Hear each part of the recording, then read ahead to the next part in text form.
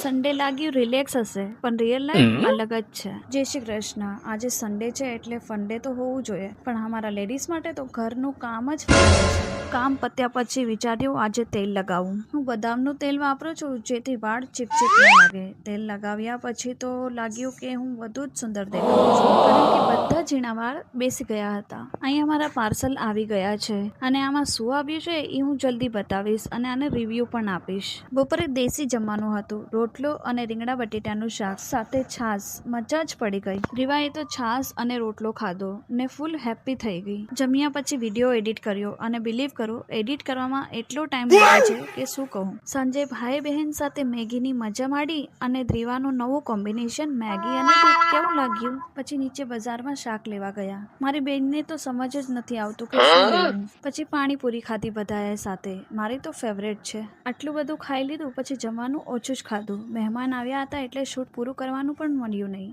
આ હતો મારો આજનો સન્ડેનો વ્લોગ। કમેન્ટમાં લખજો કે તમારો સન્ડે કેમ ગયો અને હા, લાઈક શેર અને સબસ્ક્રાઈબ કરજો।